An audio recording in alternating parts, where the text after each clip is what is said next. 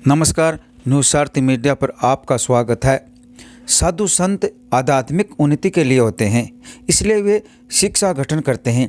साधुओं का समाज के साथ समन्वय स्थापित हो ताकि समाज को आध्यात्मिक ज्ञान प्राप्त हो सके। एक सच्चा सन्यासी मानवता के लिए बहुत बड़ा वरदान है। सन्यासी का अपना एक परिवार नहीं होता, पर सभी परिवार को वह अपना मानता है। साधु सन्यासी के लिए पहला पाठ है सदाचार, उत्तम आचरण। दूसरा पाठ सेवा, मानव ही नहीं जीव मात्र की सेवा। फिर तीसरा पाठ है साधना, एक ईश्वर की उपासना का उसका उत्तम आचरण और पवित्र जीवन संसार के लोगों के लिए बीच एक आदर्श प्रस्तुत करता है।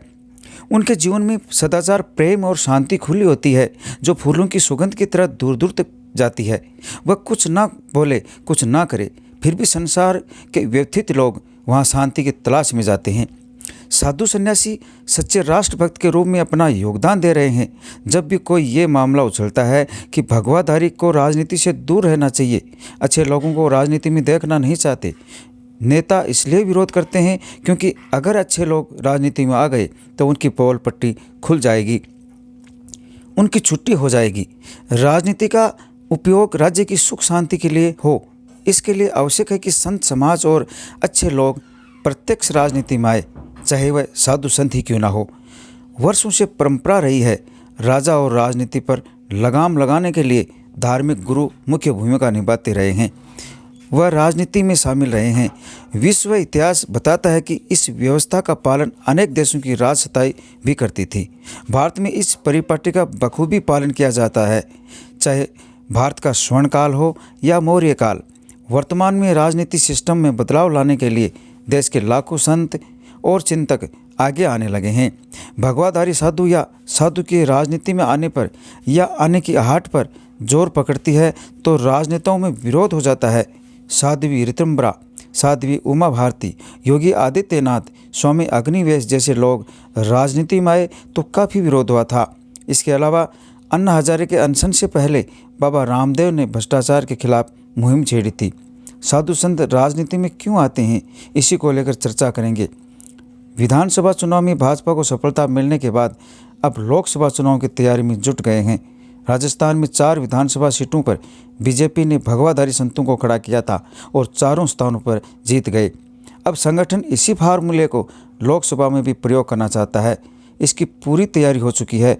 प्रदेश के हर संभाग में एक भगवाधारी को खड़ा करने का प्लान तैयार हो रहा है, जिसमें सीकर संभाग भी एक है। स्वामी सुबेदानंद सरस्वती सीकर से 2 बार सांसद चुने गए। अब की बार झुंझुनू में किसी भगवाधारी को टिकट मिलने के आसार हैं। पार्टी इसका सर्वे भी करवा रही है। मुख्य रूप से डुनौद में संचालित हीरानाथ आश्रम के महंत योगी जीतनाथ का नाम चर्चा में आ चुका है। सुना जा रहा है कि महंत जीतनाथ महाराज को हरी झंडी मिलने के संकेत हैं। सीएम योगी आदित्यनाथ, उज्जैन के पीठाधीश्वर स्वामी गुरु महाराज रामनाथ सहित अनेक दिग्गज संतों से मुलाकात के बाद योगी जीतनाथ महाराज लोकसभा चुनाव की तैयारी में जुट गए हैं। झुंझुनू लोकसभा में चुनाव लड़ने वाले और बीजेपी की टिकट की भागदौड़ में दर्जन भर नेताओं के नाम आगे आ रहे हैं, जिसमें महंत जीतनाथ महाराज का भी नाम है। जय श्रीनाथ जी की, जय श्रीनाथ जी की जय। 2024 ने दस्तक दे दी है और इस समय कड़ाके की सर्दी पड़ रही है और हम हैं इस वक्त मौजूद यहाँ जो आश्रम है डोंड हीरानाथ आश्रम। जीतनाथ जी महाराज जो महंत हैं, ये इनका बड़ा नाम है। आज हम इनसे मुलाकात करते हैं। महाराज जी, क्या आज का जो युग है वो चल रहा है, इसमें साधु संतों का एक बहुत बड़ा एक उभर के आ रहा है कि साधु संतों के बिना कुछ हो नहीं पाता, तो किस प्रकार से आपने इस आश्रम में सेवा दे रहे हैं, कितने सालों से रह रहे हैं? सबसे पहले तो न्यूज़ सारथी के माध्यम से आप जो लोगों तक ये बात पहुंचा रहे हैं, इसके लिए आपको न्यूज़ सारथी को बहुत बहुत धन्यवाद। और न्यूज़ सारथी चैनल के माध्यम से देखने वाले सभी सेवक भक्तों को मेरा जय श्रीनाथ जी की। और अभी जो अंग्रेजी नया वर्ष लगा उसकी सबको हार्दिक शुभकामनाएं। और मकर संक्रांति आने वाली है, गणतंत्र दिवस आने वाला है। एक हर्ष का विषय ये है कि भगवान श्री रामचंद्र जी 500 सालों का वनवास भोग के आज 500 साल के इंतज़ार के बाद में अपने गर्भगृह में विराजमान हो रहे हैं। तो अपने लिए ये भी बहुत बड़ा सौभाग्य की बात है कि अपने आँखों के सामने अपने देखते देखते ये काम हो रहा है। न जाने कितने से राम भक्त थे जो अपना जीवन काल पूरा कर गए इसकी लड़ाई लड़ते लड़ते। तो अपना ये बड़ा सौभाग्य है कि हम सब आज अपने सामने ये चीज़ें देख रहे हैं। तो मैं तो कहूँगा ये दिवाली का, वास्तव में दिवाली का त्यौहार अब 22 तारीख को है। 22 जनवरी को सभी राम भक्त, सभी देश प्रेमी, सभी सनातनी पूरे हिंदुस्तान में एक खुशी का माहौल होना चाहिए। और दिवाली का पर्व 22 तारीख को सब अपने घरों में दीपक जलाएं। मैं भी ये मुहिम चला रहा हूँ कि घर घर तक दीपक पहुँचे और सब लोग ये त्यौहार को मनाएं। दूसरी बात, रही बात ये है बड़े नाम की, तो मैं तो एक छोटा सा सेवक हूँ। गुरु महाराज की कृपा से ये सब कुछ संभव हो पा रहा है। बड़ा नाम तो गुरु महाराज का है। और मैं यहाँ 6 साल से हीरानाथ आश्रम में रह रहा हूँ। जो यहाँ के आश्रम की व्यवस्थाएं हैं वो सुचारू रूप से चल सकें और ये धर्म ध्वजा लहराती रहे, इसके लिए जो मेरे से बन पा रहा है मैं कर रहा हूँ। अभी नए साल में एक नया संकेत मिला है कि लोकसभा चुनाव आने वाले हैं, मई में होने वाले हैं चुनाव। ऐसे में आपका नाम उभर के आ रहा है और योगी जी और मोदी जी भी ये चाहते हैं कि भगवा बेस का कोई भी जो सीकर संभाग है, एक संभाग में कोई ना कोई किसी को टिकट मिले। देखो ऐसा है कि ये हिंदुस्तान ऋषि मुनियों की धरती है, तपोभूमि है ये। तो इसमें बहुत से ऋषि मुनियों द्वारा यज्ञ करके अपने तपोबल से इसको तपाया भूमि है। तो ये पहले भी आदिनादि काल से ऋषि मुनियों की धरती रही है। कुछ समय के लिए सब लोगों को ये राजतंत्र प्रजातंत्र बना के सौंपा कि आप इसको चलाओ, लेकिन अभी ऐसा समय आ गया है कि साधु संतों को वापस ये कमान संभालनी पड़ेगी। तो गुरु महाराज का आदेश है और उनके आदेश को मानना हमारा धर्म है, वो सर्वोपरि है। तो ऐसा उनका आदेश हुआ तो हम भी उस काम में लग रहे हैं। देखो ये काम तो सब शीर्ष नेतृत्व का है, अपने यशस्वी प्रधानमंत्री नरेंद्र जी मोदी। मैं तो ये मानता हूँ कि वो भी एक अवतारी पुरुष है। तो देश के लिए तभी ये राम मंदिर, 370 गायों की सुरक्षा संभव, मोदी जी के नेतृत्व में सब कुछ संभव है। तो इसको सब हम मिलके आगे बढ़ाएंगे। आपने घर बार को छोड़ा, अपने परिवार को छोड़ा और आश्रम में आके, मंदिरों में आके आपने संन्यास लिया। बड़ा दुख हुआ होगा उस समय, कोई भी घर को छोड़ता होता है। अभी भी क्या कुछ यादें आती हैं आपके परिवार की? देखो ऐसे दुख वाली तो कोई बात नहीं है, लेकिन संन्यास जीवन ये अपन मानते हैं, जो हिंदू धर्म को मानने वाले सनातनी हैं और गुरु शिष्य की परंपरा है, इसको अपन यहाँ मानते हैं। तो ऐसा मानते हैं कि सब विधि का विधान होता है, जो लिखा होता है वो होता है। तो मेरे भी प्रारब्ध में कुछ ऐसा ही लिखा हुआ होगा। तो मैं छोटा सा जब 5वीं क्लास में था तब गुरुजी के सानिध्य में यहाँ मुकुंदगढ़ आया था। उसके बाद में मैंने पढ़ाई स्टार्ट की यहाँ। तो केशवानंद संस्कृत विद्यालय था यहाँ मुकुंदगढ़ मंडी में, तो उससे मैंने 10th पास किया। उसके बाद में नवलगढ़ से मैंने सीनियर किया। उसके बाद में मैं आगे पढ़ने के लिए जयपुर गया। गुरु महाराज को वो सब अच्छा नहीं लगा कि वापस आ जा तू, तो फिर मैं यहाँ वापस आ गया। तो यहाँ गुरु महाराज की सेवा में फिर रहा। तो ये सिलसिला ऐसे ही चलता रहा, गुरु महाराज की कृपा बनी रही। फिर उसके बाद में मेरा भेग का जब टाइम आया तो मुझे भेग दे दिया गया और इस दीक्षित होके, आप दीक्षित करके गुरु महाराज और जीतनाथ नाम से मेरे को भेज दे के यहाँ आपकी सेवा में, सब समाज की सेवा में समर्पित किया है। संन्यास लिए कितने साल हो गए? देखो वैसे तो मेरा बचपन से संन्यास है, मैं तो 5वीं क्लास में छोटा सा था तभी आ गया था। लेकिन जो दीक्षित होके जो संन्यास परंपरा में आया वो 2012 में मैंने संन्यास लिया था। आपकी क्या दिनचर्या रहती है?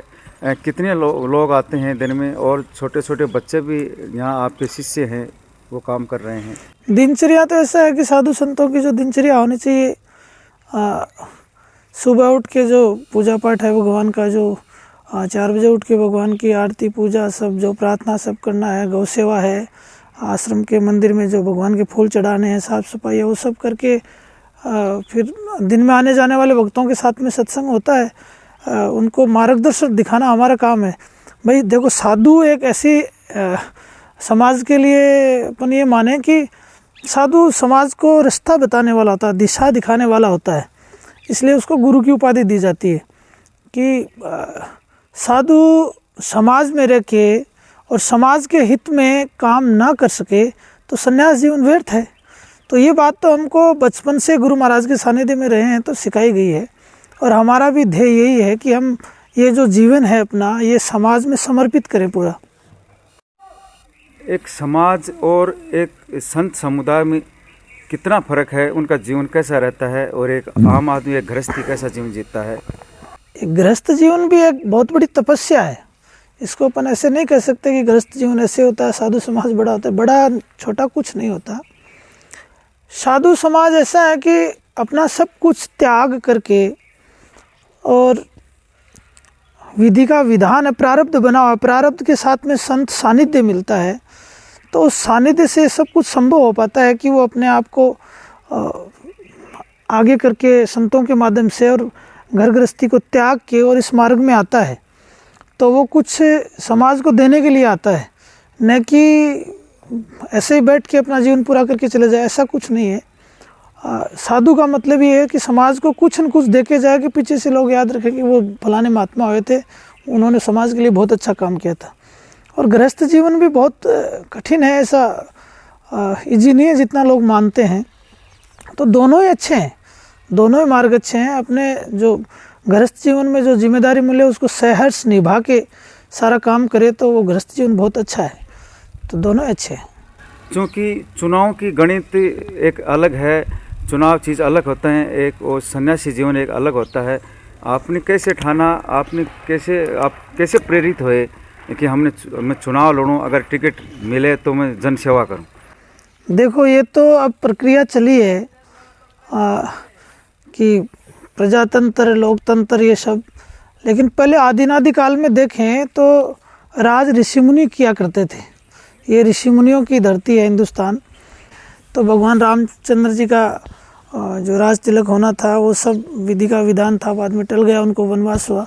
तो पहले भी ऋषिमुनियों का ही राज था। और अब परिस्थितियाँ विपरीत होने लगी हैं, धर्म की हानि होने लगे हैं, कई जयचंद समाज के बीच में पैदा होने लगे हैं। राक्षस पहले भी हुआ करते थे, विघन डालते थे। आजकल वो राक्षस मनुष्य होने में आके विघन डाल रहे हैं। तो साधु संतों को मैं समझता हूँ जहाँ तक ये कमान संभालनी बहुत ज़रूरी है। जो प्रक्रिया है चुनाव की उसमें आके करना तो वैसे ही पड़ेगा, लेकिन आना जरूरी है। समाज तो सर्व समाज होता है, उनके सबके लिए जाति धर्म दूर रहता है। और इसके बावजूद राजनीति एक ऐसा क्षेत्र है जहाँ झूठ, पाखंड, छल कपट सब चलता है। ऐसे में राजनीति चलती नहीं। तो क्या लगता है आपको कि इस प्रकार से राजनीति में आने से कुछ हो सकता है? छल कपट वाली राजनीति साधु संतों को नहीं करनी है। साधु संत ये छल कपट वाली राजनीति हो रही है तभी तो आगे आ रहे हैं कि इस छल कपट वाली राजनीति को मिटा के और राम राज्य की स्थापना हो, इसलिए तो साधु संत आगे आ रहे हैं। टिकट को लेकर क्या पूरे झुंझुनू जिले में आपकी चर्चा होने लगी या सोशल मीडिया पर कि महाराज जी, जितना जी महाराज हैं डूंगलों से हैं, तो वो मैदान में आ रहे हैं और आपकी पहुंच योगी जी से मोदी जी तक है? क्या लगता है आपको टिकट को लेकर? पूरे ज़िले में चर्चा हो रही है, मुझे तो ये मालूम नहीं, मैं तो आपके माध्यम से सुन रहा हूँ ये चर्चाएं हो रही हैं। लेकिन मैं मेरा प्रयास करूँगा समाज हित में जो हो सके। वो तो उनका निर्णय है शीर्ष नेतृत्व का, मोदी जी का, वो किसको टिकट देंगे किसको नहीं देंगे। मैं मेरा प्रयास कर रहा हूँ, प्रयास करना चाहिए। झुंझुनू, चिड़ावा, गुड़ागोरजी, सुल्ताना में अपार सफलता के बाद गीतांजलि ज्वेलर्स लेकर आए हैं नवलगढ़ में भी अब पहली बार एक छत के नीचे बड़ा शोरूम, जहां पर आपको मिलेंगे हर तरह के गोल्ड, सिल्वर ज्वेलरी के आइटम। गीतांजलि मतलब आपके लिए खरा सोना। गीतांजलि ज्वेलर्स, पंचायत समिति, गुमचक्कर, नवलगढ़। आपको न्यूज़ कैसी लगी कमेंट बॉक्स में लिखकर जरूर